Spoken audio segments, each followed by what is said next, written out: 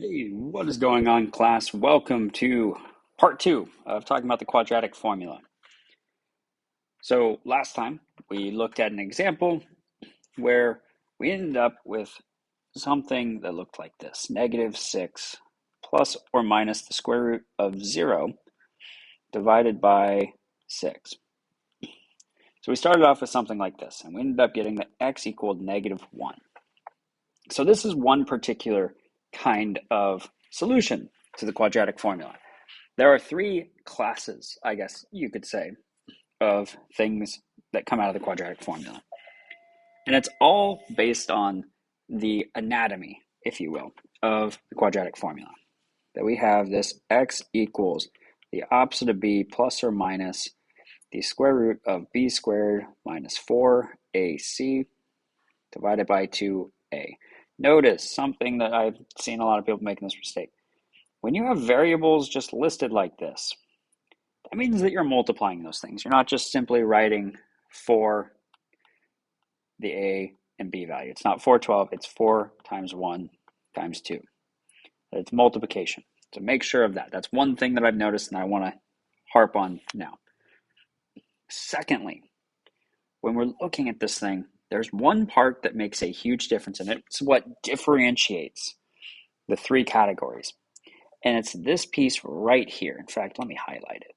What's a bright color? Let's go with, I think purple should show up nicely. A little too big. This piece right here, that b squared minus 4 times the ac value. This thing is what we call the discriminant. And the discriminant can have three distinct outcomes. If we think about this, we can have the situation where b squared equals 4ac. We can have the situation where b squared is greater than 4ac. And we can have the situation where b squared is less than 4ac.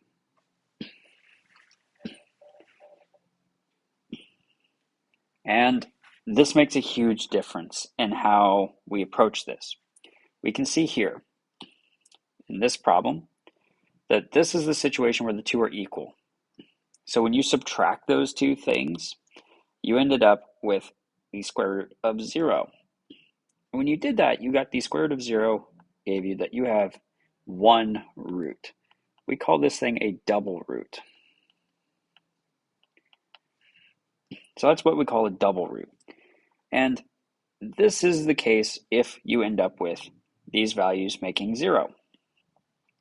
So then let's look at, okay, well, what's happening over here? If you have, say, b squared is greater than 4ac, well, then you're going to get some positive value here.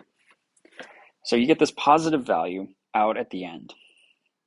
And if we have the square root of a positive number, we know how to deal with that. We can simplify this radical. So we can simplify the radical. Simplify, wow, what is my pen doing? Simplify the radical. And we're going to end up with x equals something and x equals something. And what we'd say is that this has two real solutions. So these two real solutions tells us that, hey, this is just two numbers. This is any of the quadratics that we've solved so far where we have x equals this and x equals that. Totally normal. Where it gets a little weird is on this one here. Because when you plug this in, so if 4ac is bigger, when you subtract it, you're going to have, say, b squared is 5 minus 10 would be a case where this is true. Well, if this is the case, then looking at this, we get the square root of -5. So we get the square root of a negative number. And I want you to think about that for a moment. How many of you know how to deal with that? Well, hopefully you're sitting there and you're going, wait a sec. We were told very deliberately that if you have the square root of a negative number, you can't you can't do that. It's impossible. And this is where, congratulations, you're at the next step. You get to learn a little bit more because a lot of times in math, when you're told, hey, you can't do this, it's because you don't have enough information to do that thing. So here's the information. You can do it, but you have to be creative about the way you do it. So like, let's say, I'm going to scroll down here. Let's consider an example. Let's say you have the square root of negative 32. It's a nice number. Well, you don't know how to take the square root of a negative number. Do you know how to simplify this if it's positive? Hopefully you do. And hopefully you're thinking about the fact, well, an exponent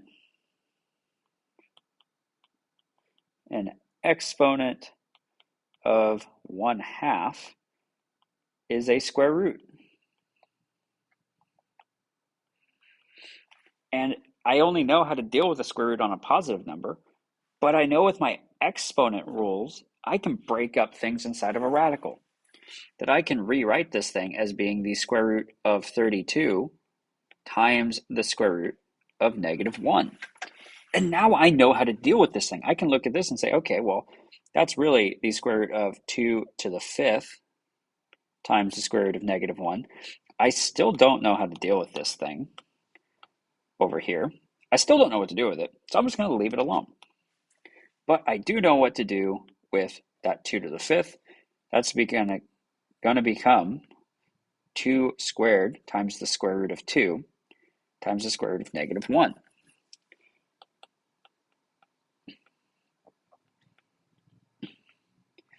And we get this right here. And this is almost where we're going to leave it. There's one thing we're going to change.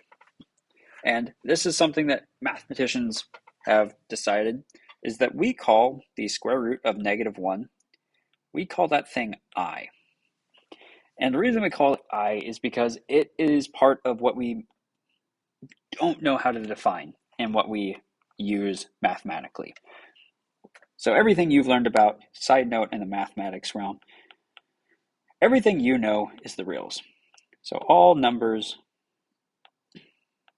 you know.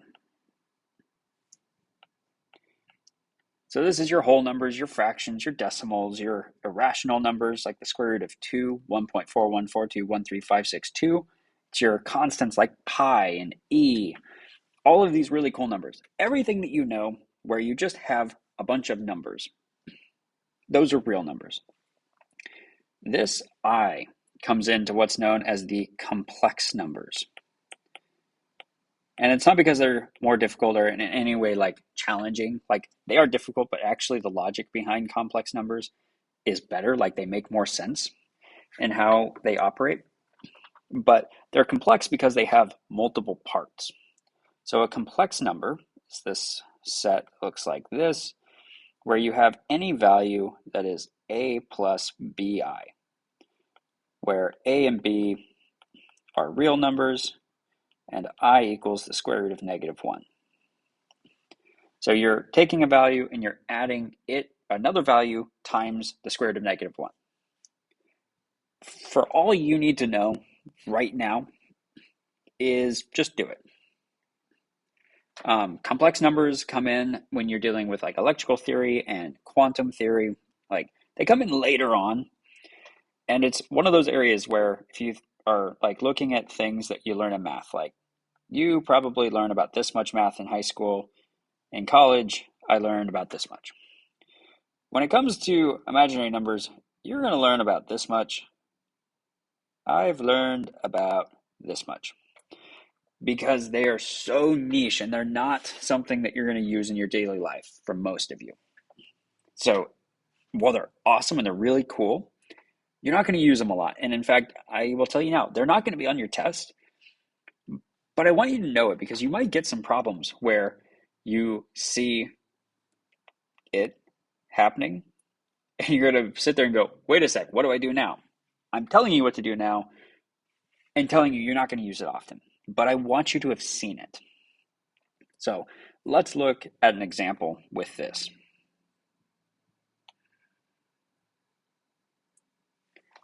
So an example using this skill is you have 0 equals 5x squared minus 10x minus 11.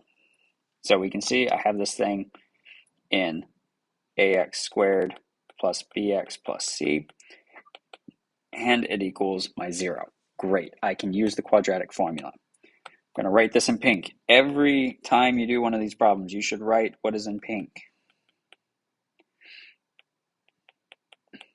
It is good habits to be in.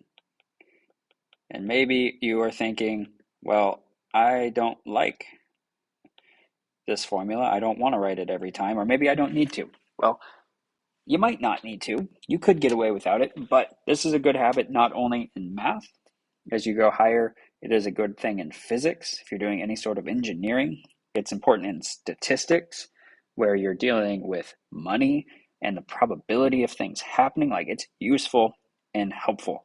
It's also useful when you're writing paragraphs for English stuff too, but I'll leave that to your English teachers to talk to you about more of writing prompts so you can read the prompt and read what you write and make sure you're still answering it. So write it out, and then we're going to plug in our values. So I get negative 10 plus or minus the square root of negative 10 squared minus 4 times 5 times, whoops, I want that to be a positive. Sorry, changing my mind here. Times 11.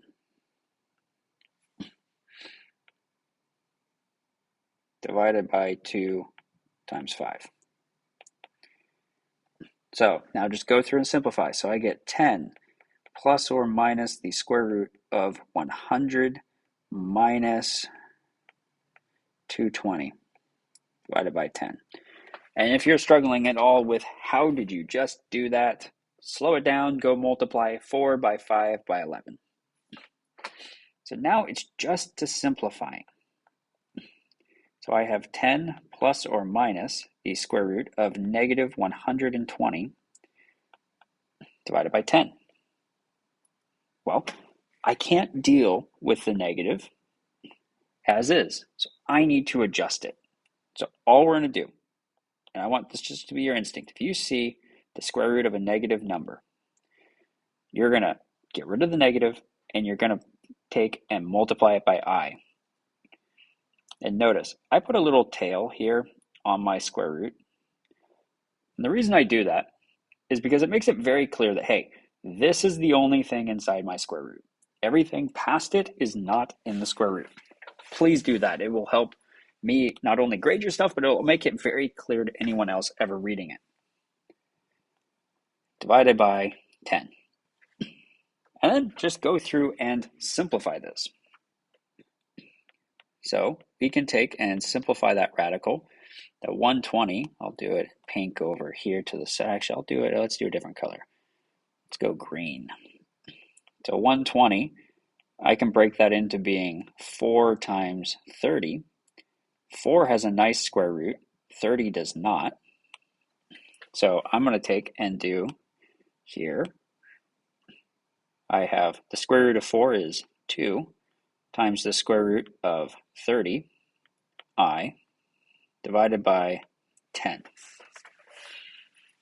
Now, this right here, let me get a good color, bright color, please. There we go.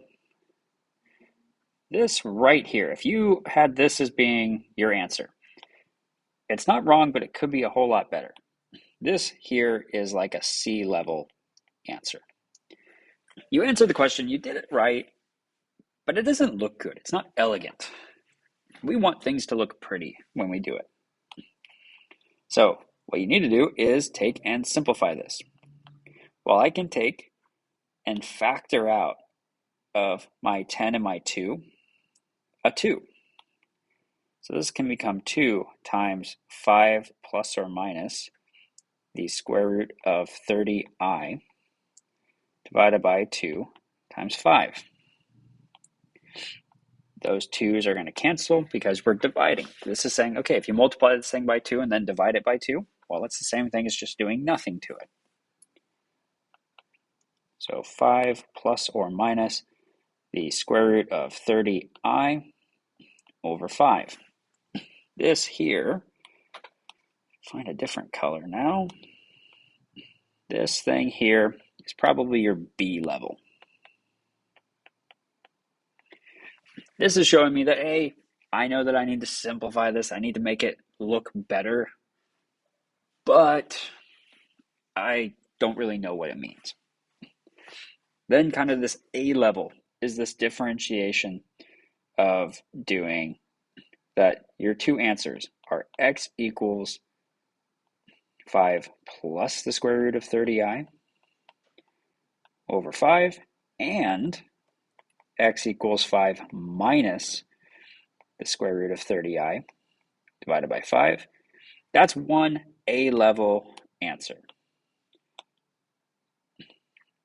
Another one is if you take it even one step further in this piece here, and if you did x equals 1 plus the square root of 30i divided by 5, and x equals 1 minus the square root of 30i divided by 5. Both of these are A-level answers to me. If you like one over the other, great, use that. In this case, this is your complex solutions. So what that means is if we were to graph this thing, and this is just a quick sketch, this isn't perfect. If we were to graph this thing, it probably looks something like this. And it never actually crosses the x-axis. But there's these complex numbers, which we can't even actually point to up here. There's no place on the quadratic that we're like, it's right here and here. Like, we can't do that. But there are these values here that at some point make this thing equal 0. For right now, that's all you need to know. If you get something where you have I in your solutions, first off, it has to be in both of them, because otherwise that just doesn't work. But it tells you that your quadratic is somewhere up here or somewhere down here. Like, it never crosses the x-axis. So that's what you need to be paying attention to, is what does the solutions tell me about my quadratic? I'll do another video kind of comparing the different types and looking at each one in particular. But for right now, we're going to go ahead and call this it for part 2. Let me know if you have any questions. Please come in and talk to me if you do. And I hope this is making sense and that you're having a great day. And I will see you in class.